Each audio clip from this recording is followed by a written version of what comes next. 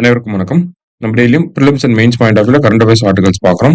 இன்னைக்கு என்ன ஆர்டிகல் இருக்கு அப்படிங்கிறத பார்ப்போம். இன்னைக்கு பார்த்தோம்னா பெரிய அளவில் செய்தித்தாள்கள்ல செய்திகள் குறைவாக தான் இருந்துச்சு. இங்க என்ன கொடுத்திருக்காங்க அப்படின்னா, பேரவைத் தலைவருக்கு எதிரான தீர்மானம் தோல்வி அப்படின்னு சொல்லி கொடுத்திருக்காங்க.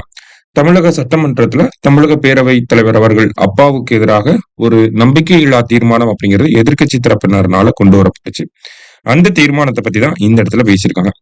அதாவது சட்டப்பேரவை விதி எண் 68க்கு கீழே பாத்தீங்கன்னா, ஒரு உறுப்பினர்னால ஒரு தீர்மானம் அப்படிங்கிறத கொண்டு வர முடியும். சரிங்களா? ஒரு உறுப்பினர் ஒரு தீர்மானம் கொண்டு வர்றதுக்கு வழிவகுக்கக்கூடிய ஒரு விஷயம் தான் இந்த சட்டப்பேரவை விதி எண் 68, தமிழ்நாடு லெஜிஸ்லேட்டிவ் அசம்பிளி ரூல்ஸ் 68 அப்படிங்கிறது. சோ இதற்கு கீழே ஒரு உறுப்பினர் தீர்மானம் கொண்டு வரலாம். இந்த தீர்மானம் யாரு நினைச்சாலும் கொண்டு வந்துட முடியாது. சரிங்களா? ஒரு மெம்பரா இருந்தா நான் என்னால தீர்மானம் கொண்டு வர முடியும். அந்த தீர்மானத்தை அவை ஏற்றுக்கொண்டு அந்த தீர்மானத்தின் மீது விவாதம் நடத்தி வாக்கெடுப்பு நடத்தணும் அப்படின்னா அதற்கு கிட்டத்தட்ட 35க்கும் குறையாத உறுப்பினர்களின் ஆதரவு இருக்கணும். ஓகேங்களா? Support of not less than 35 members is required for taking up the resolution அப்படின்னு சொல்லுவாங்க. சரியா? அப்ப இந்த ஒரு டேட்டாவை சொல்றது யார் அப்படின்னு பார்த்தோம்னா, சட்டப்பேரவை விதி எண் 70 சப்கிளாஸ் 2. இதுலதான் ஒரு தீர்மானம் கொண்டு வரலாம். அந்த தீர்மானத்தை ஏத்துக்கணும் அப்படின்னா 35 உறுப்பினர்களின் ஆதரவாவது இருக்கணும் அப்படிங்கறத சொல்றாங்க. அந்த வகையில நேத்து எதிர்க்கட்சி தரப்புல இருந்து 35 பேருக்கு மேல ஆதரவோட ஒரு தீர்மானம் எதிர்க்கட்சி தலைவர் சபாநாயகர் அவர்கள் மீது நம்பிக்கையில்லா தீர்மானம் அப்படிங்கிறது கொண்டு வரப்பட்டுச்சு. 35 பேர் சப்போர்ட் இருந்தனால அந்த தீர்மானத்தையும் ஏத்துக்கிட்டாங்க. ஏத்துக்கிட்டதுக்கு பிறகு பார்த்தோம்னா, சட்டப்பேரவை தலைவர் மீதே நம்பிக்கையில்லா தீர்மானம் கொண்டு வரப்ப அவரு அந்த ஹவுஸ வழி நடத்த முடியாது.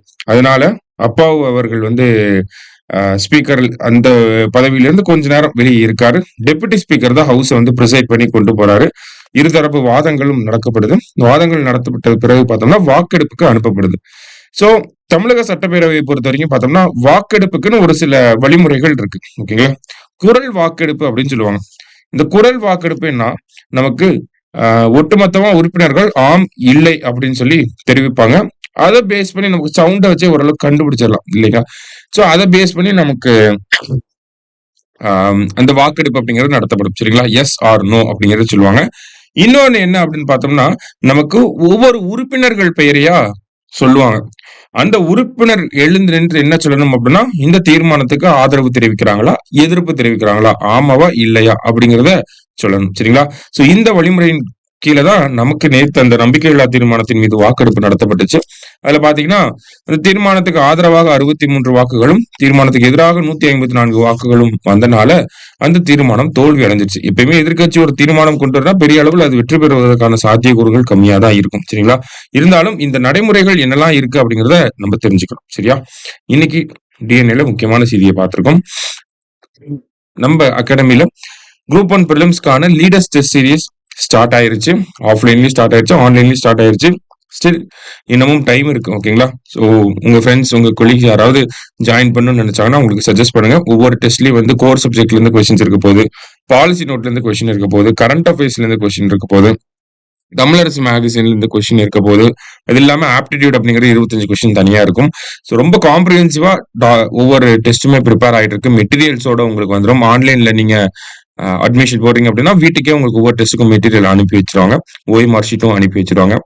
ஸோ ரொம்ப காம்ப்ரிஹென்சிவா நமக்கு டாக்குமெண்ட்ஸ் எல்லாமே ரெடி ஆகிட்டு இருக்கு. அதே மாதிரி ஒவ்வொரு பாலிசி நோட் தனித்தனியா எல்லாமே கிளாஸஸும் நமக்கு பாடசாலை பிளாட்ஃபார்ம்ல அப்லோட் ஆகும். சரிங்களா?